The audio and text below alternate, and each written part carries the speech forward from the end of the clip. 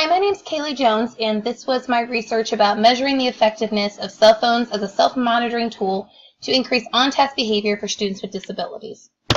So the reason I became interested in this study is that I have a passion for teaching the inclusion classroom. This would be my 4th year of teaching in one, and I just love the challenge of the differentiation required to meet each of these students. But one of the issues I was having is I was having a lot of behavior issues, and I found myself unable to manage so many unique needs at one time. A lot of my students with IEPs and 504s came in with behavior plans that were very unique to their situation, and I found myself overwhelmed with what was required of me to manage each of these individual students and their behavior issues. The other issue I was having is that students were having difficulty focusing and working on task for an entire period, and so I was struggling with a new way that I could monitor this while not distracting myself from teaching. So my purpose was to use cell phones as a self-monitoring tool to increase on-task behavior of my students with disabilities. So I wanted to find a way for them to self-monitor their own behavior to lessen the burden on me. Some research has been done about this in the middle school setting, but there's only been one research study done so far. I wanted to extend it to more students, and I wanted to focus on the high school setting. I also wanted to increase self-reliance in my students. I feel a lot of my students think that their behavior is managed by the teacher, and I wanted to teach them that they could manage their own behavior to increase confidence in themselves, so that was another goal of my study. It had the potential to be adopted district-wide if positive results were obtained. I know of several inclusion classrooms that were struggling with the same issue. So my positive results could encourage other students to try the same, or other students and teachers to try the same thing. I also wanted to start the conversation of modifying the strict no cell phone policy we had in our district. I wanted to show that there could be positive consequences of using cell phones in the classroom and not just negative. But obviously, if I saw no improvement, then I would spend no more time researching this intervention technique. So my research question was, does the use of cell phone monitoring technology increase the amount of on-task behavior of freshman physical science students with disabilities in Indian Valley local schools during the 2015-2016 school year? So I planned this during the summer of 2015 and planned on implementing it this year in my classroom with my freshman physical science students. I would implement the cell phone technology and measure their amount of on-task behavior, and my hypothesis was that this would increase the amount of on-task behavior in my freshmen. There were a few terms that I've used during my study that I'd like to be very clear about what they define. A student with disabilities is a student with an official IEP or 504 plan filed with my district, and they must work with an intervention specialist in the classroom at least 3 days a week. So this study only pertained to my classroom where I had an intervention specialist every single day for 5 days. Cell phone monitoring technology, it was called Cell F monitoring, and it communicated with students via cell phone. On-task behavior is a student who is focused on the task at hand, consistently working, making strong attempts to complete the task, and is not distracting to other students. So if we defined a student as on task, it meant they displayed all of these characteristics. So next I pursued a literature review to figure out what has been found so far and what information could help me better my study. One thing I found was that students with disabilities are growing at a rate of 2.8% from school year to school year. Autism is even growing even faster at 19.5%, and there's other disabilities that are growing at 3.5%. So there are more students with more disabilities coming into our classroom each year. Since the implementation of IDEA, most of these students are spending 79% of their school day in the general education classroom. So they're spending most of their day in my classroom and not in a pull-out session. And cell phones provide an excellent tool to provide response prompting for students with disabilities, but almost 76% of schools prohibit cell phone use by students. So there's a little gap there in the fact that they do have potential, but most schools do not see that yet. Students with disabilities also receive more referrals than other students, especially for disruption of class, use of violence, vulgar language, and insubordination. Of these referrals for students with disabilities, 91% are from males, and they are shown to increase as the day goes on, and most of them are written at lunch or after. Approximately 77% of teens own a cell phone, and they're a real form of technology that's underused in the classroom. However, less than 50% of teachers feel they're a distraction, so most teachers are pro cell phone in the classroom. But like I said, 69 to 70% of public schools are banning cell phone use in the classroom. So again, there's a gap there between teacher knowledge and school knowledge. So like I said, there was one study done with this monitoring on 2 students with disabilities, and they were middle school students. When using the cell phone monitoring technology, participant 1's mean on-task behavior more than doubled during the intervention phase, and participant 2's mean on-task behavior went from 53% to 85%. So both saw an increase when using the cell phone.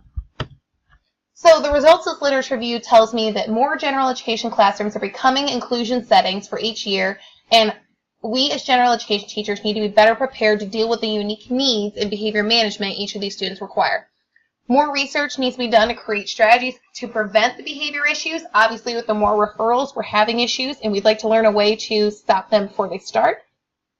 Almost no research has been done on how technology can improve behavior issues because so many schools are against the use of cell phones in the classroom.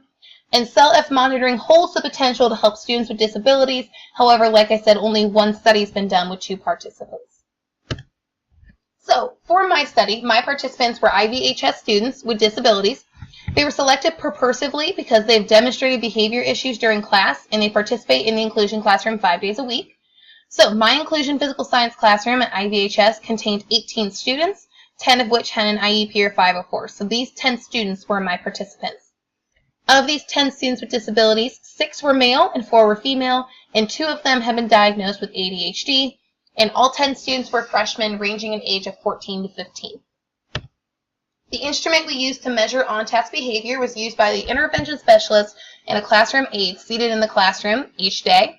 They would each take the role of observing 5 students with disabilities in the sample, both before and after the cell phone monitoring was implemented. So each was only responsible for half the sample. The behavior will be measured for each student during the same 20-minute interval, each class directly after bell work is completed. So I gave students the bell work time to settle down and get focused, and then once we finished bell work, that's when the measuring began. The 20-minute period would be divided into 2-minute intervals for a total of 10 intervals per student. And for each time interval, the observer would record a 1 if the student is on task and a 0 if the student was not on task, based on the definition I described earlier. So the baseline period was a 2-week interval where the intervention specialist and classroom aide used the instrument to measure on-task behavior for 10 consecutive science classes. So that would be 2 weeks, 5 classes a week. The number of on-task behaviors for each student will be recorded each day and then averaged at the end of the 2-week baseline period. And the general education teacher will address behavior concerns per each student behaviors plan. So the goal was to maintain the same behavior from the general education teacher as well as possible. So during the intervention period, before we began, students were trained during study hall on a one-on-one basis of how to use the cell phone monitoring technology. So we taught them what the cell phone would look like, what the text would look like, and how to respond. We also had them identify on-task and off-task behavior and come up with examples to make sure that they understood what we were looking for. So students picked up and dropped off the cell phone from my desk during the class, and the phone would receive 4 scheduled text messages at regular intervals. And the text would ask, "Are you on task?" And the students, we were able to click 1 for yes and 2 for no. And the responses were sent to a secondary phone that the intervention specialist held. During this time, the intervention specialist and classroom aide continued to record each student's on-task and off-task behavior for the same 10 consecutive intervals during the same 20-minute period as was used during the baseline period. So there's a couple assumptions to my research. One assumption I made was that student participants will have basic cell phone knowledge and understand how to quickly respond to a text. If this was untrue, then the students could be distracted by the text messages or how to respond to them, and that would actually negate the purpose of the study. The other assumption I made is that the general education teacher could consistently address behavior during both the baseline and the intervention periods.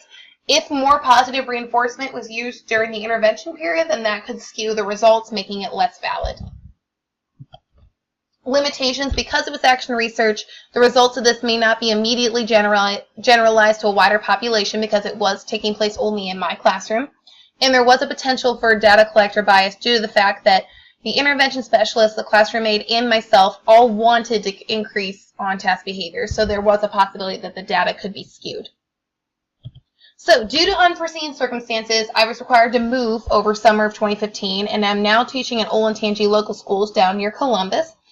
Because I work at a STEM school now, there's a completely different way of teaching, and this research would no longer be applicable to my current students. So because of that, I'm submitting to complete a new research study, and I just turned in the forms to have it accepted this week.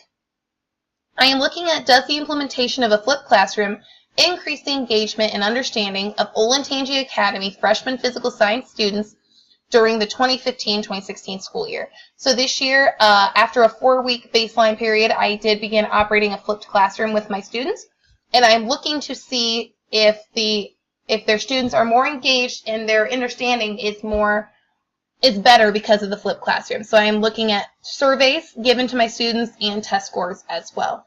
So I have 99 freshman physical science students at Olentangy Academy, and they are a range of students. I will use a survey to ask students to rate their interest and engagement before and after the intervention period. There will be a baseline period where I'll give 4 weeks of basic instruction with no videos. So I'll give 4 weeks where I will direct lecture students, and that means the homework problems will be done outside of class. And then there'll be an intervention period where I will give the exact same lectures, but I will give them in a flipped classroom video as homework, and we will actually do the homework problems in class. So that will be, once I get approved, I will begin the baseline period. As soon as that's done, I'm going to do the intervention period. And I'm hoping to prove that a flipped classroom can increase engagement and understanding, because I truly believe it is the best way to use classroom time effectively, and I feel it's the best way to differentiate for our students.